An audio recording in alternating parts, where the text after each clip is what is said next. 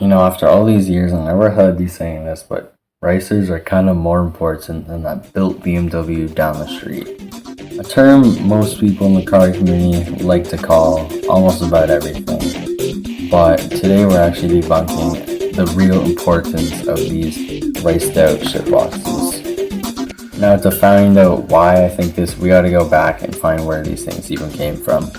So, in about 2004, 2005, not too long after the Fast and Furious, but long enough where it's starting to phase out, most of the juniors and the younger scene got their hands on like the leftover parts from the big boys.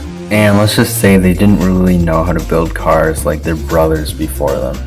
Full body kits, no wheels, massive wing, and terrible looking paint. So that's the problem. Everyone and their stepmom went out to buy one of these shitbox called cars and all did the same thing, but only a handful of them looked so good. And unfortunately, whether your car looked good or not, it was still considered a racer. Now, there were several groups in the import scene. There was the street racers, which are probably the most noted. Then there was the quote-unquote Fast and Furious scene, so cars that look like they're from the Fast and Furious. That's a whole nother video. And then there were sex spec cars, which came from like the UK, and they were like crazy built cars. And then there were the racers.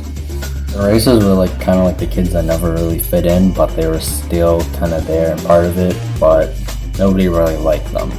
Now, before we go further into the video, make sure to leave a comment and a like below. Share me your thoughts and your opinions. I'd love to hear them. I mean, these things were decked out with big wings, questionable wheels, and usually a terrible exhaust or just no exhaust pipe at all, and be cut off right before the cat. Which, all of those things is essentially why they became really hated, because they sounded terrible. Most of the time people didn't make them look good and they looked terrible, and they were just a nuisance to everybody, even people in the car community. So everybody frowned upon them. Websites were made, pages were made, the light blue Civic, that meme was made, that's where that came from. But surprisingly, without these, we wouldn't really have the scene we did then, because nobody likes the car scene now. But it actually kind of came from that, because the car scene wasn't really made from a bunch of rich guys and their Ferraris and their 1,000 horsepower BMWs. It all started off with a bunch of random guys and their friends modding their parents' old Honda in their garage. And then going out on the weekends and having fun and showing off their car to their buddies.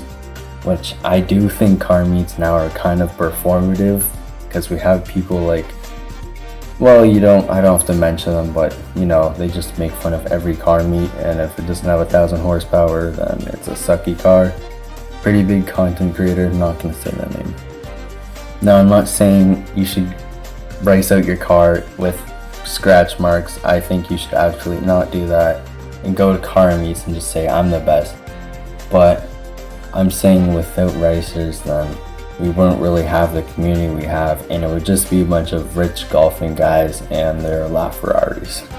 Like or disagree, I still made this video. If you think otherwise, let me know in the comments below. Thanks for watching.